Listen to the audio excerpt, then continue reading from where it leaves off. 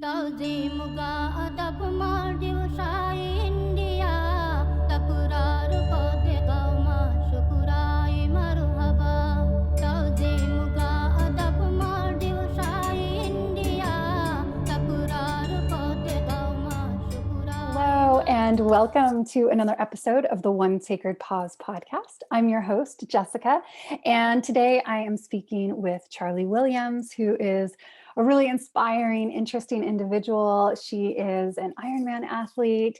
She is an expat. She is a vegan. She is sober, and she also is a community leader at Lululemon. And today we are going to be talking about personal transformation. So welcome, Charlie.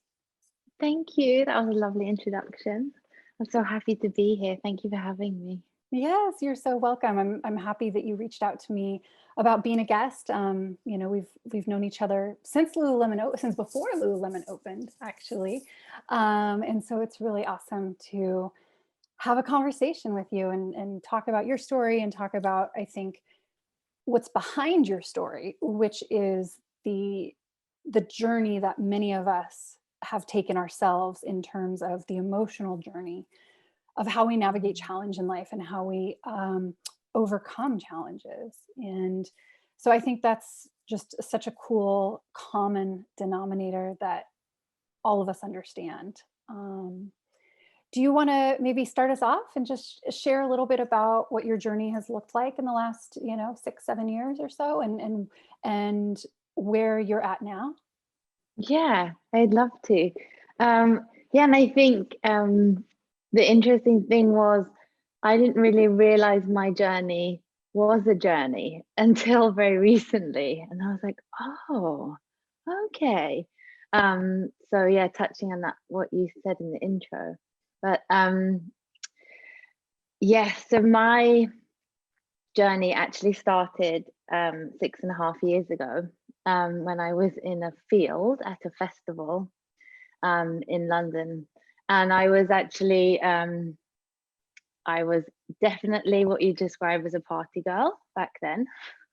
And I was in the middle of this field and slightly wasted, we will say, and coming up on MDMA, not one of my finer moments. And I received a text message from the other side of the world telling me that my best friend was in hospital having brain surgery because they had found tumors.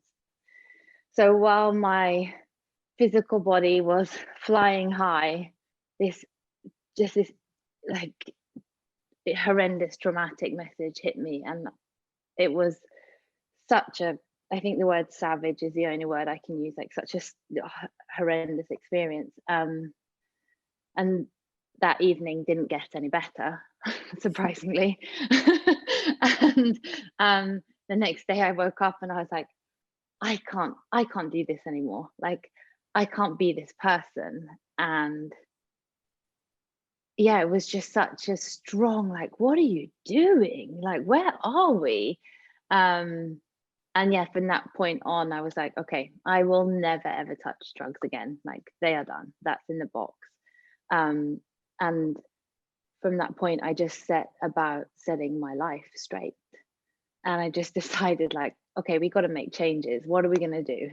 And then there was a succession of changes through 6 years. And I actually realized over that period, like, with each change that I made, like, another door was opening. And I was just becoming much more happier change by change. But I really realized that I was not in a good place. I was in a loveless relationship. I was an alcoholic, definitely. You don't need to be drinking a liter of vodka on a park bench to be an alcoholic. You can be a very good functioning one with a great job. And I just realized my body was so neglected. But then the outcome of it was exactly 6 years later, on the same weekend, I crossed the Ironman finish, and in sub 12 hours. Yeah. So it was such a coincidence that it was the same weekend, and it was like the universe was really like, because the race was moved because of COVID. I wasn't sure I was going to go. And then, yeah, and that week before, I was like, wow, this was exactly 6 years ago. And yeah, so it was a very interesting 6 years. But I'm very happy to say I'm here now rather than there. Oh, that's a dangerous game to play, but sometimes I play it too. Like, what if? And in terms of not like, oh, what if I won the lottery? What if I married Brad Pitt? but Yeah. what if I had taken a left instead of a right? Or what if I had said yes to that job? Or what if I had, not said no to that one date, or whatever it might have been? And, for me, we're both expats. And I think that even gives a little bit more to the story of like, oh, well, what if I didn't move abroad? What if I stayed at home? What would my life look like? And so I laugh a little bit, but I'm also kind of like, oh, I do that too.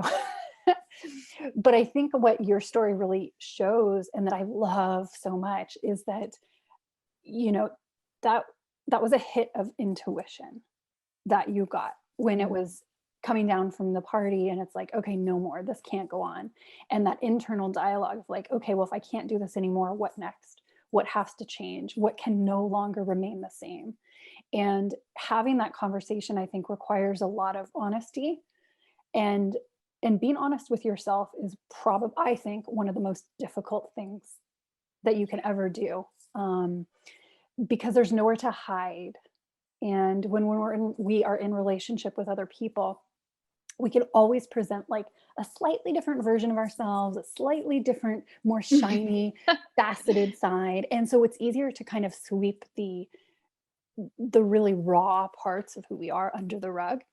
But when we come to that place of like, oh, fuck, I can't do this anymore. Like, I can't live my life like this anymore. And I think a lot of people have that realization. And whether it's, drugs or alcohol or sex or food or, codependent relationships or whatever it is, like when you get to that point where you're like, I cannot do this anymore, then it's like, okay, that means I have to really be real with who I am, what I want, and what's going on here. And that is the scariest place to be, I think.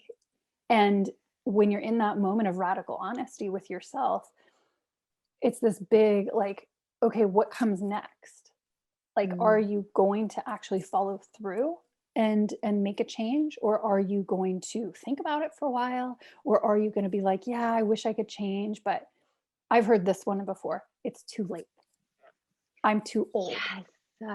Yes. And I hear that in my teacher training sometimes. I hear it just in general from people I know. And I'm like, no, it's never too late. You're not too old. If you want to change your life, change your life. Like, that's it. And I know that's like a very flippant way of putting it, but it's like, if you want to change your life, change your life. Do it. Yeah. And I love what you say there about how, like, being honest with yourself is the key. And I really, really believe that, like, being honest with yourself and taking personal responsibility. Like, really, because like you say, like, being honest with yourself can be the hardest thing in the world. But the moment that you start living into that, it's the easiest thing in the world. Because you really, like, if it's painful to be honest with yourself when you are not where you are meant to be. But when you are starting to get on that journey and you've made that decision, like, okay, I'm going to do it.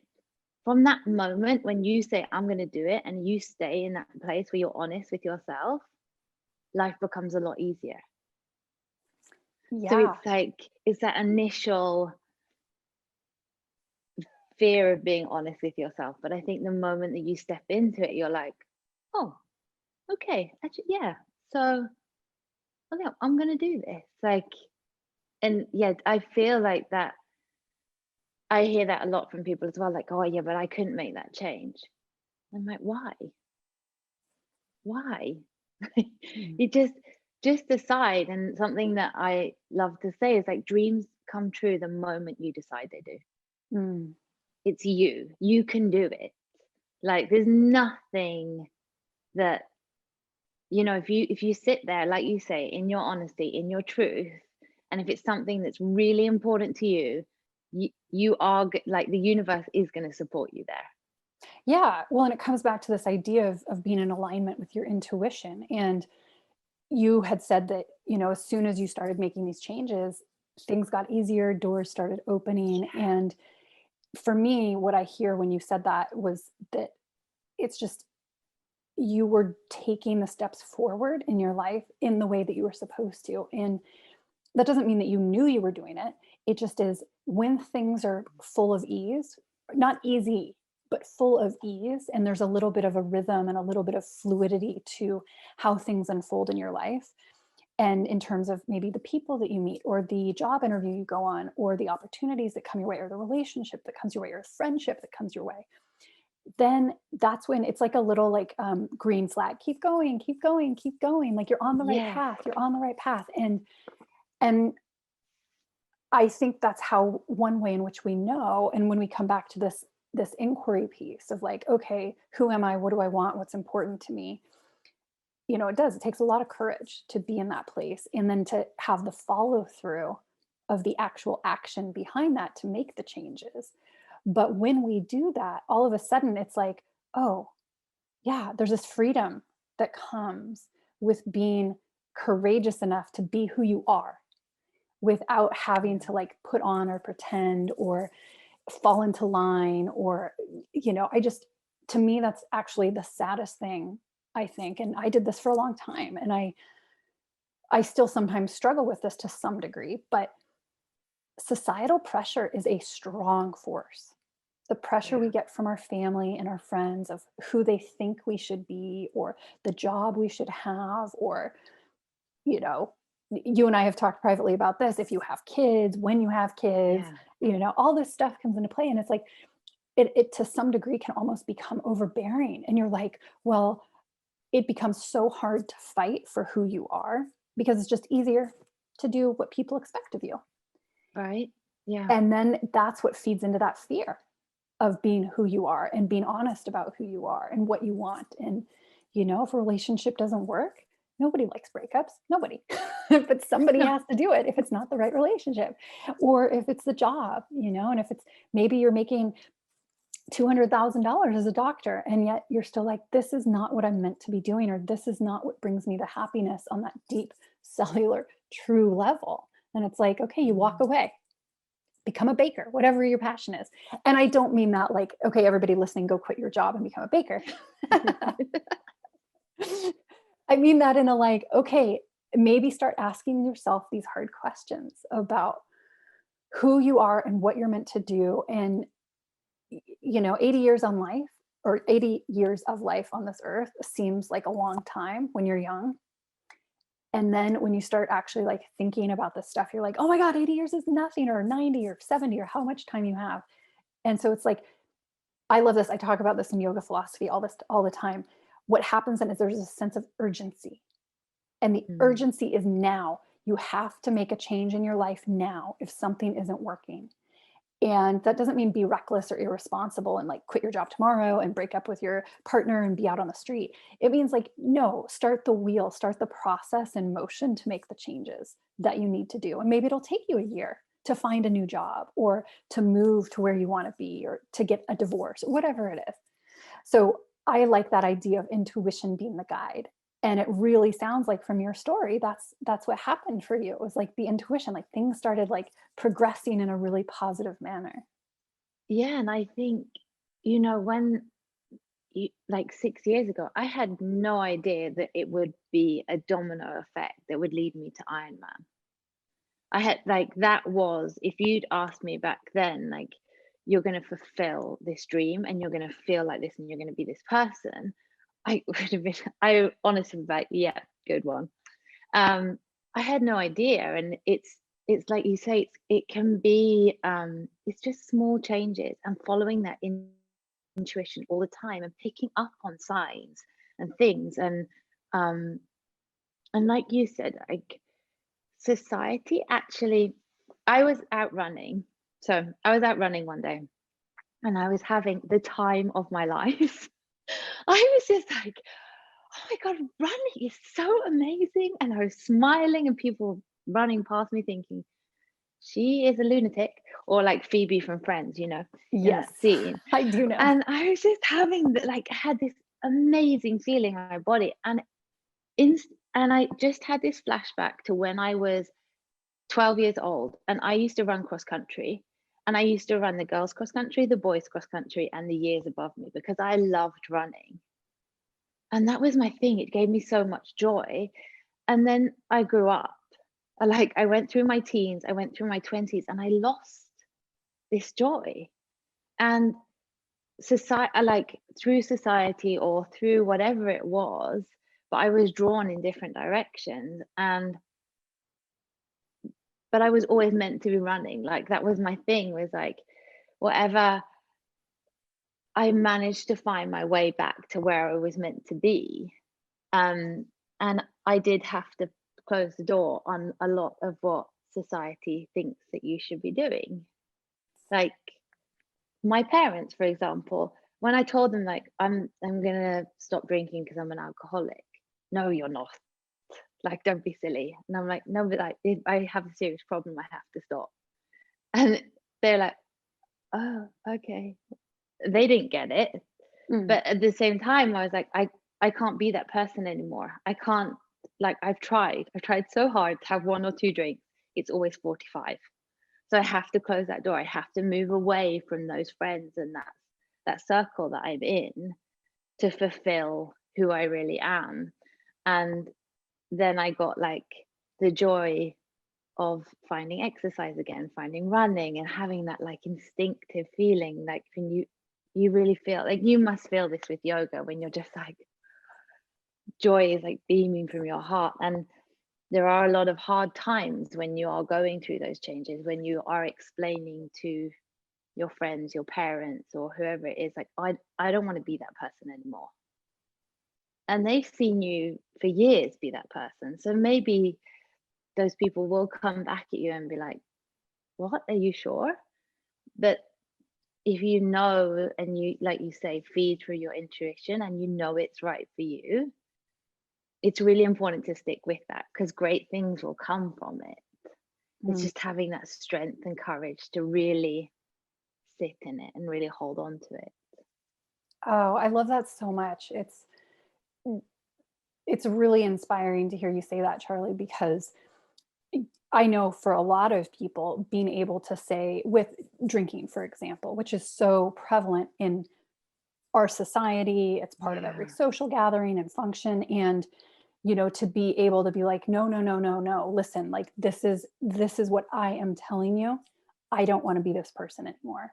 And to be able to hold that line, I think is a really a big strength, like a big sign of strength for you. And so I just want to say, like, that's amazing. And I think that's really inspiring, to be able to do that. And because that's one of the ones where it's kind of like, it's sort, you know, drugs, I get it. That's a little bit different. And, Much easier.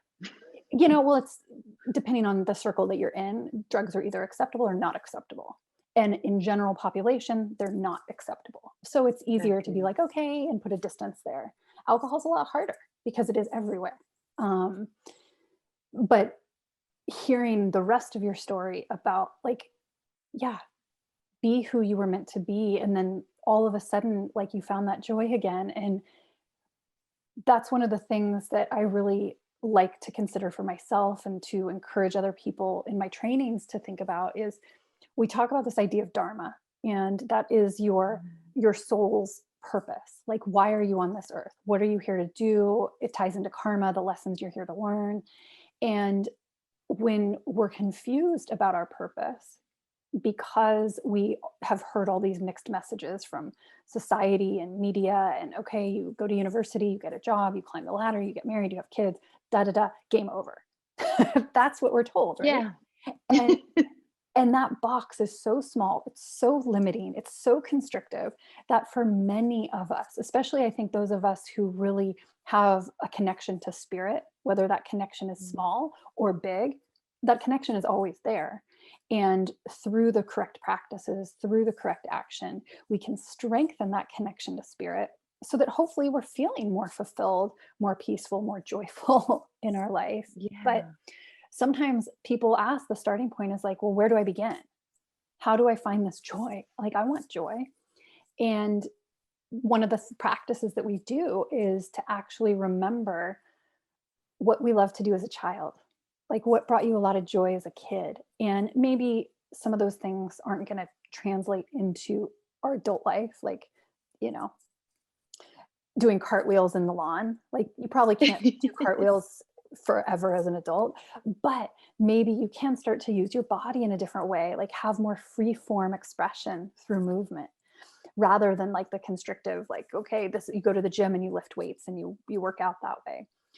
But for you, it was running, and you reconnected with what brought you joy as a child. And I think that's what is so beautiful about your story too, is like, that was kind of your gateway.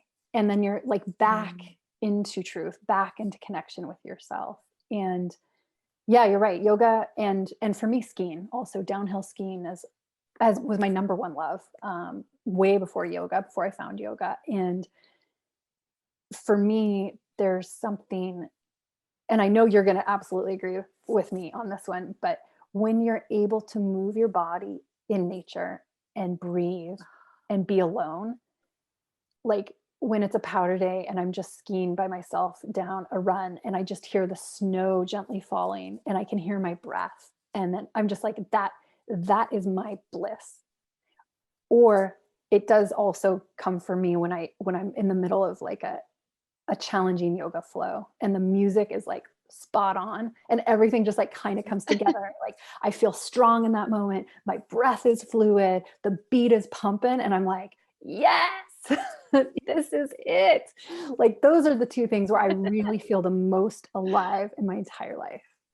Yeah. And like, oh, I love that you said that about the snow, because like that sound of powder, it's like, oh, the most precious sound, like the sounds in nature that we get when we engage with it. I totally relate. You're right. Like, and I also get that buzz from when I'm swimming, and I listen to my breath when I'm swimming. It's like, oh, I was trying to explain this to my boyfriend, and he doesn't swim, like front crawl in water, and I was like, it's the best sound. And you sound a bit weird explaining to someone that doesn't know it, but yeah, I totally relate, like when you have that sound. And I actually think when you were talking then, like surrounding when you are at a point in your life where you really want to make change, or you need to make a change, I think looking at the people around you in your life is very important at that stage. Because when I hear you speak about what sets you alight, what brings you joy, it sets me alight. I'm like, wow, yeah, that's so true. And if you aren't in your, like, if you're in your life and you're, for example, with a partner who's not serving you, or you're surrounded by people who are not making you be your best self, like they're not bringing out the best version of you. Like I always say now, like I'm trying to become the best version of myself. Like I'm really living into my, not the best version, I'm trying to like live my truth. Yeah, your That's most what I'm doing authentic now. version. Like, yeah, like I just want to be myself. And to do that, I I I am more likely going to do that when I have great people around me.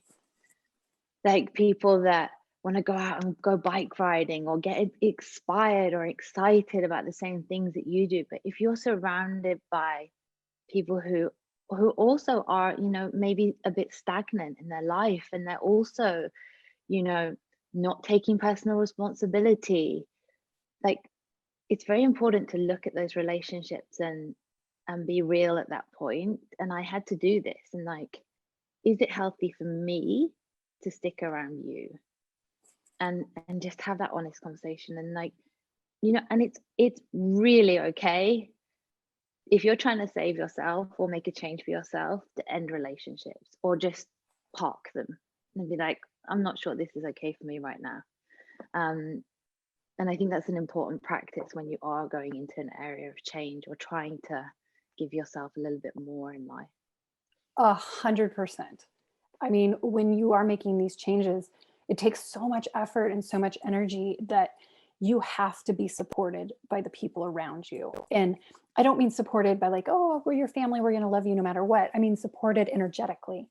And Yeah. when you have people in your life who don't understand what you're trying to do, who aren't matching your vibration, then it is time to say goodbye. And that is a tough boundary to learn. I know for myself, I worked really hard on that. And at this point in my life, I can honestly say, I mean, there's nobody in my life who does not up level what I'm here to do. And, we call this the proximity principle, who you are in relation to around you. And when we have a choice with like our friendships and our relationships, and are they encouraging you? Are they supporting you? Are they exciting you? I love, and this is like with women in particular, I love to see other women entrepreneurs and other women who are really taking, and use this term, personal accountability, which I love so much. It's like such an unsexy term, but it's like I think one of the most exciting topics is like, are you being accountable for how you show up in the world? And when other women can say yes, it's like it becomes like the energy, it like perpetuates itself. It's like this cycle that moves forward, it gets bigger, it gets like more. And then it becomes easier and easier for you to show up as your best self, because you're being surrounded by other people who are matching your energy and uplifting you, rather than just like, yeah, status quo, whatever. Or I'd love to do that, but ... I'm not smart enough. I'm not cool enough. I'm not ... I want to be around people who are like, ooh, that's really intimidating and scary, and ...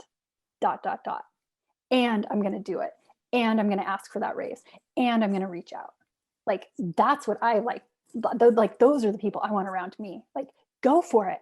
And rejection and failure are so scary. However, when you live in that space of connection to authenticity, connection to your intuition, you start to see that in general, failure and rejection are just part of the course.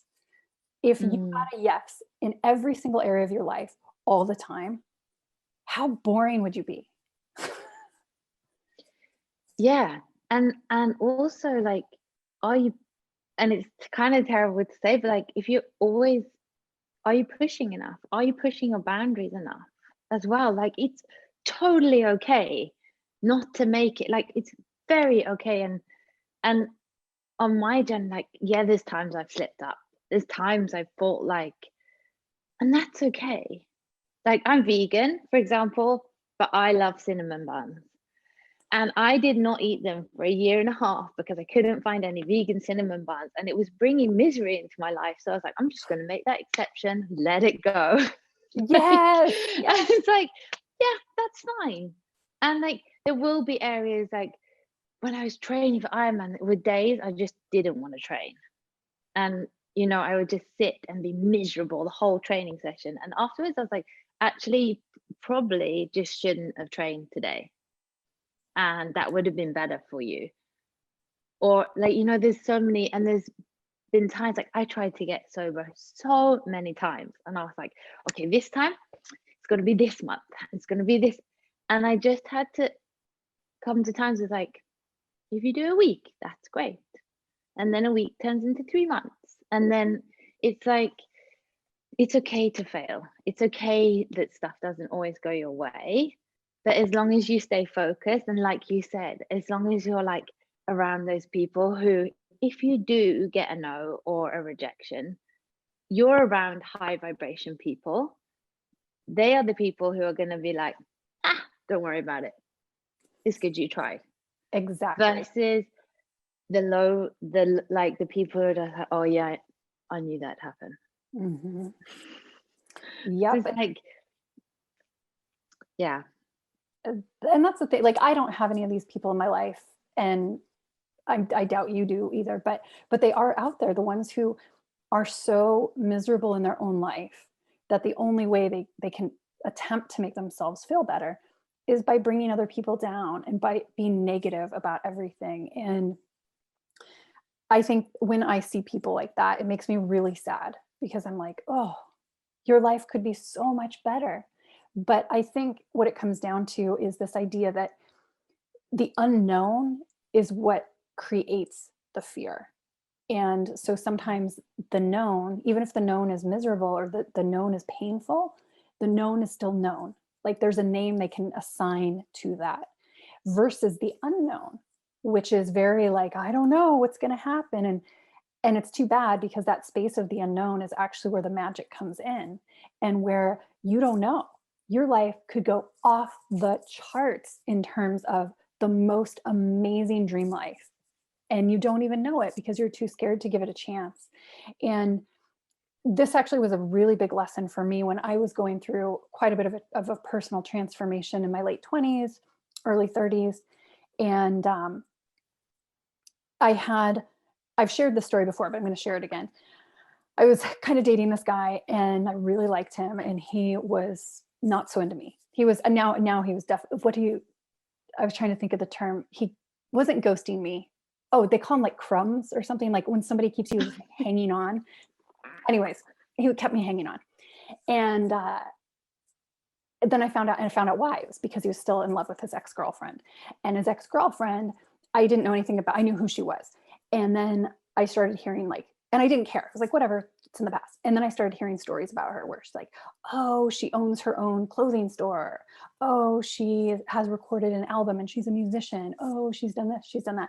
And each time I heard something, I was like, oh, oh, oh, like it was like bombs going off, because like my self-esteem took the biggest hit in the whole world, because I was like, oh my God, this girl sounds amazing. She's out there like doing these awesome things, obviously worked really hard to get to where she's at.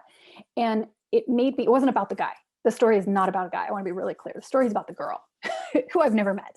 And it just all of a sudden in that moment, I was like, you know what, Jessica? Nobody is going to show up on your doorstep with a platter holding the key to your dreams. If you want to change your life and you want to be somebody else, or you want to do something else, like let's get going. And for me, that was really related to my career in yoga, because I'm such a perfectionist in a lot of ways. And especially when it comes to schooling and education, I was like, oh, well, I didn't start teaching yoga until I'd done my 3rd teacher training, because I didn't think I would be accepted as a teacher unless I was like really qualified. And then of course I came to find out that I was overqualified. It was fine at that point for what I was doing. But the point is, to what your point was, which is like, you got to just go for it and like get over yourself. And it is really scary and it's really hard. But for me, what happened, it was like literally a switch. I was like, first I was devastated. I was like, oh my God, this girl's so cool and I'm not cool at all. And then I was like, okay, here we go. What's the next step? And it's like, self-promotion is a really, really hard game. And our fear of judgment from other people, I think, really limits a lot of decisions that many of us end up making in our life. And you were saying, when you're in alignment with your truth, it gets easier. And I think that's what we're striving towards, is like being unapologetically who we are. Yeah. And I mean, I think the ironic thing is, if you met that girl now, you'd probably be best friends. Maybe. I have You'd be no like, idea. you're awesome. Yeah, I don't know. It's funny. She sounds like the type of person that you'd want to be around, but when you're in that like closed self, like you're not sure of yourself, you can't be the best version of yourself, like you're saying. Like if you are coming from a place of like comparing yourself to others and like, oh, they're doing this and I'm not doing this, and that, you're kind of you're going inwards. But when you start to think, like that, this is who I am and this is who I'm going to be, you can be really strong and solid in that. And then those people actually aren't, like you said, like then you're not going to compare to them. You're just going to turn up as you are and say like, hi, how are you? Nice to meet you. This is what I do. What do you do? Yeah, totally. And the thing was, is like before that, I wasn't unhappy. Like I was just unaware. And so for me, like having that shake to my confidence is actually what helped me then up level and get serious about pursuing the dreams that I had. And, like it was just funny because at the time I was like, wow, 10 minutes ago, I was unoblivious. 10 minutes now, 10 minutes, 10 years ago, whatever. And then 10 minutes later, all of a sudden, my entire world changed. And it was just like from this casual conversation about this girl I didn't know. And the point was for me, just like, whoa, how big. First of all, each and every single one of us has like big dreams. Everybody does. Mm-hmm. The question is, what do we do with that? Do we actually put ourselves on the line? Do we put ourselves in the spotlight where we might get fear of rejection, where we might have people say things to us or be like, oh, you're not good enough, you're not qualified enough? And then the thing is, do we listen to those people? Or do we say like, nope, you know what? I am 100% convicted. This is my path. This is what I'm here to do. And this is my truth. Get out of the way. Yeah. And do you find, so what I've found over the last few years is deciding to make change is actually a little bit addictive. And obviously I have an addictive personality, so luckily it's a good addiction now. But do you find like in yourself that when you've got on, I like to think of it like a roller coaster of change. Like when I got on and I went through the first corner, I was like, oh, that was fun. Like that worked. I'm like, I can do that again. Do you find that as well? Like, have you found that in your life? Oh, absolutely. And I think when we start showing up as better versions of ourselves, what happens is all of a sudden our criteria for how our life looks changes too. So it's like a moving target. So as soon as we start exercising regularly, all of a sudden we feel better, we sleep better, we're happier, our emotions are more regulated. And then now, what used to make us happy, and no, that's a bad example. I'm not going to say what used to make us happy. I'll say what used to be a habit of ours no longer seems appealing. Maybe having the bag of the Cheetos or watching, X on the Beach TV show, which is just filming in Hempstead, by the way, which is why I'm thinking of it. All of a sudden, like they're just not appealing anymore. And so then what becomes appealing? Well, maybe we're going to listen to a podcast about an elevated conversation. Maybe we're going to listen to some really happy, feel good music. Maybe we're going to have a conversation with our partner. Like then that becomes who we are over time. And then now 6 months goes by. And then now what we used to really enjoy or what used to be part of our habits and daily life you're like, oh, well, that's interesting. I haven't had Cheetos in like 6 months. Maybe I should get a bag. Nah, that doesn't actually sound that good. What I'd really like would be like, oh, a raw cake from Oslo Raw. Yeah, that's exactly. my healthy addiction. Yeah, but I think like having change in your life is a habit. Like it is something that you introduce in.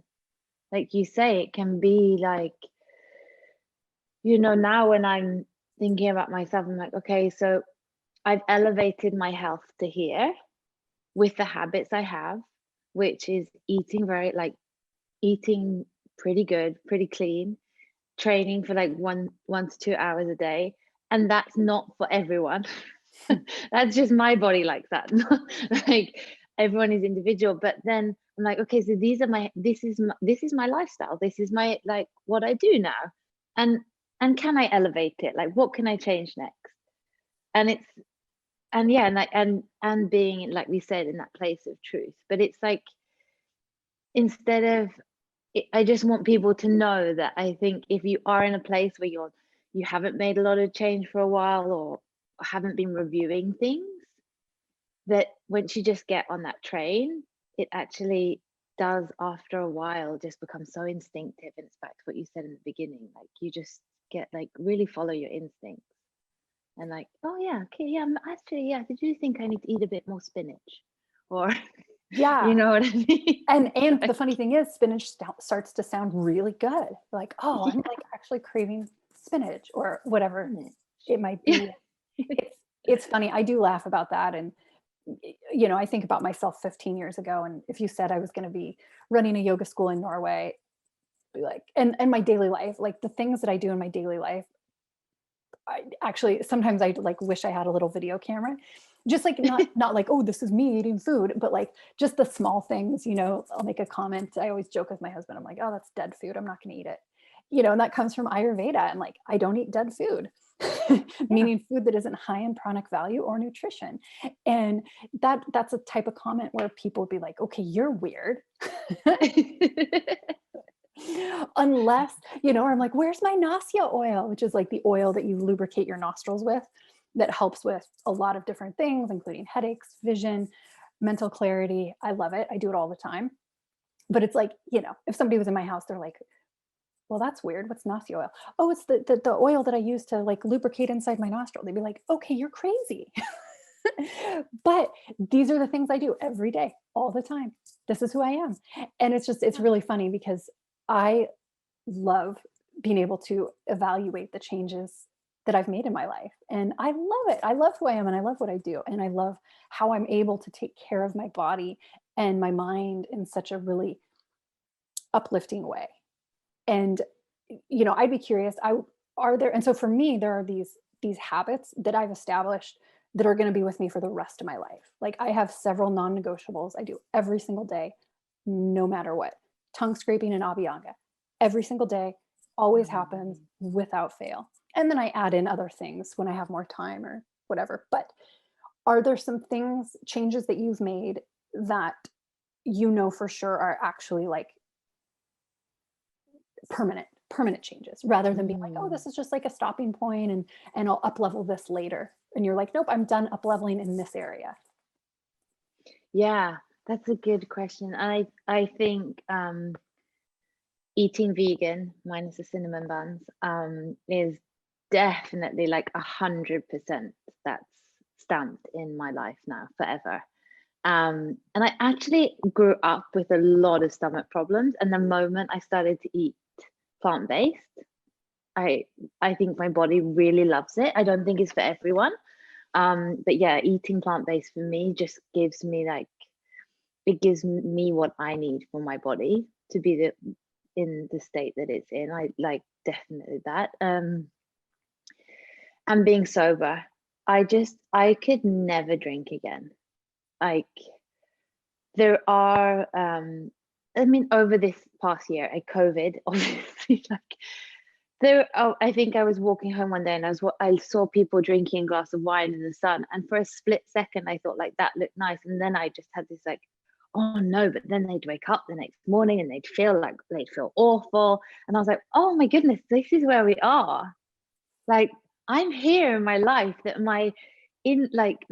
straight away my reaction is like, oh no, that's not a good idea.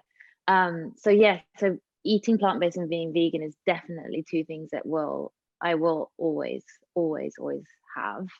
And training, like exercising, is something.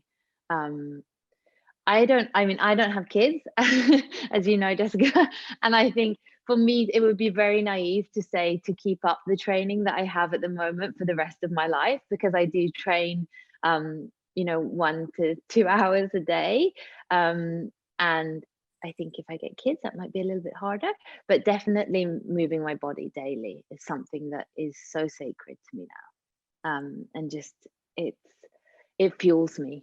It really just, I mean, I'm working hard on my meditation practice at the moment. It still has a lot of where I would like it to be, and what I get from it is it's two slightly different places.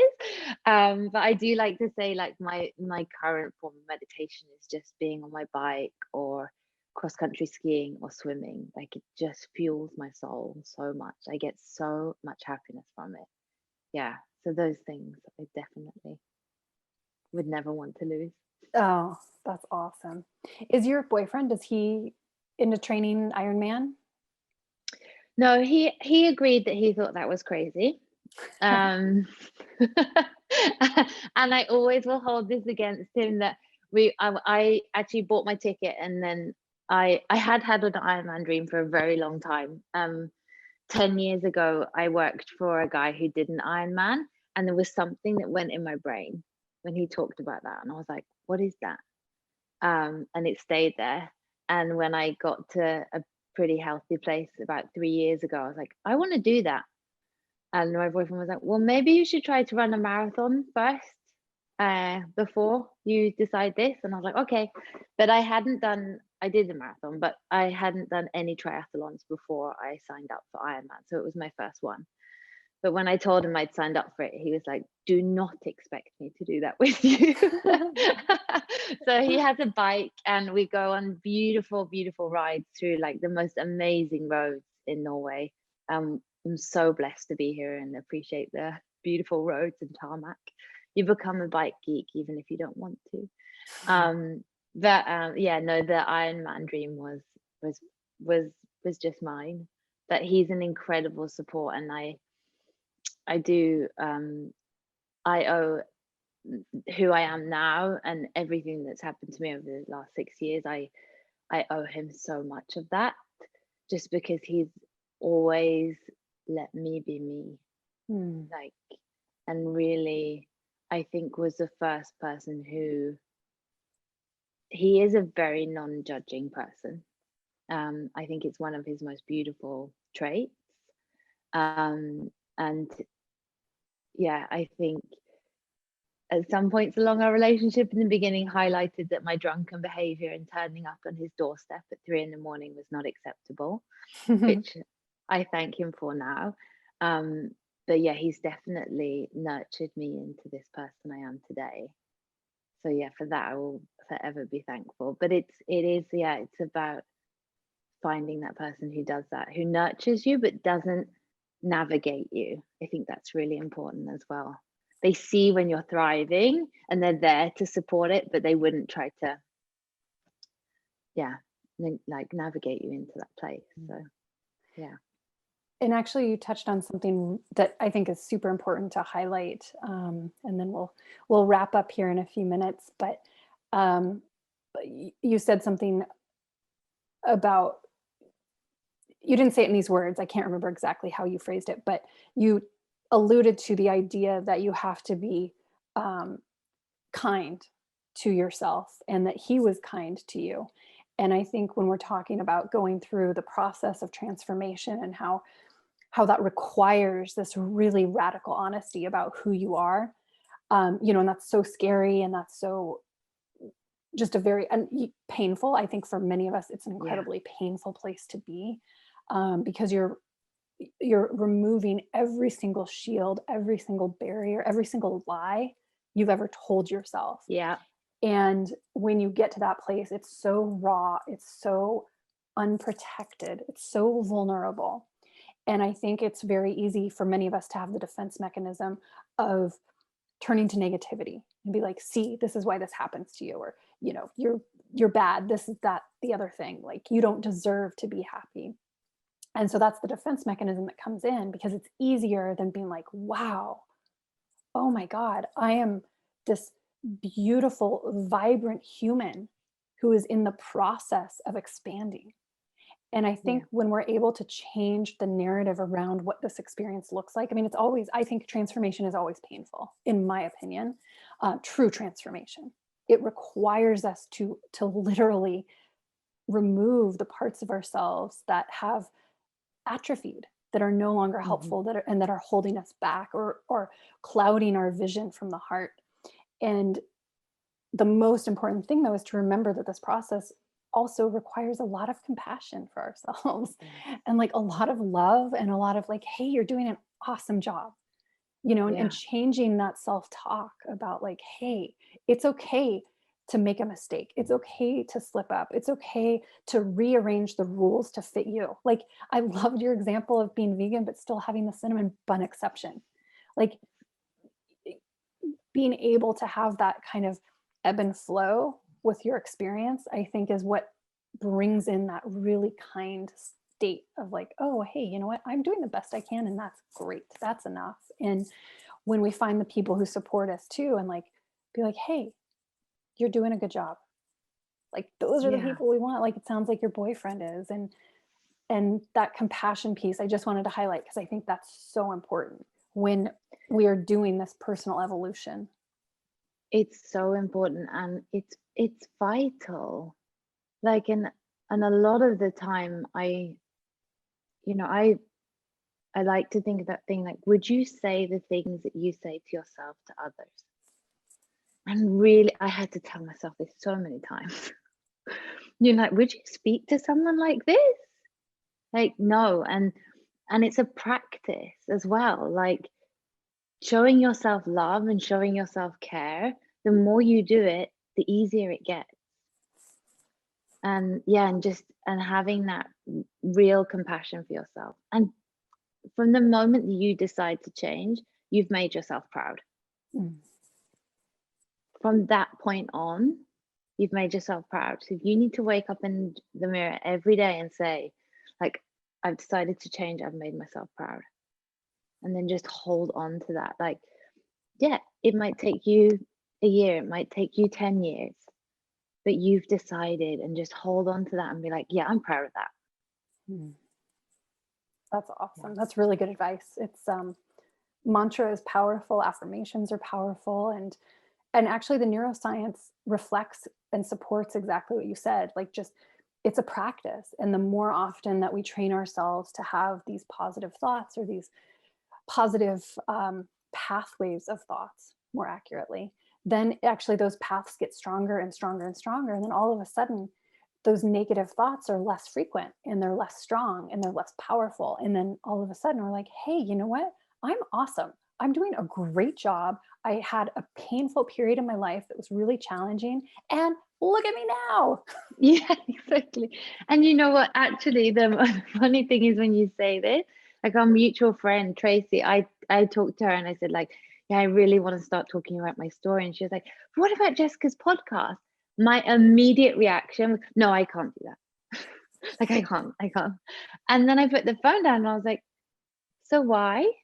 Like, why can't you do that? Really break that down. Like, why was that your response? And I was like, of course you can do that. I was sitting there, I was like, this is what you want to do. Like, of course you can do that. And yeah, and just having that moment with yourself, and like, okay, so why did we say no? Was that something that we've built up over time? And is that what we're trying to break? And if it is, like, oh yeah, that's what we're trying to break. Okay, yeah, then I'll go back and I'll fix it. Like, yeah, I mean, it's practice, like you said. And don't believe everything you think. No, definitely not. Oh, awesome. Well, I want to thank you so much, Charlie, for coming on. And I'm so glad you reached out. And yeah, I think it's a really important conversation. And I think it can spark a lot of interesting inquiry for people listening. And I just want to see, are there any last words, anything else that you would like to add or say, or any shout outs you want to give, or anything you want to share? No, I think I would just like to say to anyone that is in a place where they want to change, like, you can definitely do it. Like, there's nothing special or extraordinary about, like, myself, and you will get so the rewards you get from living into your true self is like, you can see the smile on my face. That tells you it. Like, it's just the moment that you decide to make these changes, you will be rewarded. And it's really hard, and you will have dark days, but the light days are so worth it. Yeah, I wish I could just bottle, like, the feeling I had in Ironman, and then just be able to give someone, like, samples of it, and be like, if you really want to, like, make change and live into your best self, this is how you could feel. That's what I wish I could give to people. Yes, the Ironman elixir. I want some. Sign me up. Because I'll tell you what, doing an Ironman actually is probably one of my biggest. You probably could not pay me to do it. I think it sounds miserable. So I think, and I don't think it's for everyone. Definitely, I will say it was some of the best hours I've ever had in my whole entire life. I actually loved the whole thing, which shows that I was meant to be there. But I definitely don't think it's for everyone. No, No, I laugh sometimes because my husband is a climber, and when he would take me climbing and he would try and motivate me, and he would be like, "Come on, get it, you got it, all right, go for it," and then be like, "Suffer," and I was like, I like just died laughing, and I dropped from the hang I was on. We were bouldering inside, and I was like, "You don't know me at all if you think screaming the word suffer is going to motivate me." But that's what I imagine that an Ironman would be, pure suffer. So, but Yeah. the feeling of the high that you got from doing the Ironman, absolutely, I want some of that. Yeah, that I will find how to bottle it and then I'll just send it to you. Awesome. Well, I want to thank you so much, Charlie, and Thank you so much. we will be in touch, and I hope to see you in person sometime soon. Yeah, thank you so much for today. Yeah, you're welcome. Bye-bye. Bye. तौजीमुगा अदब मा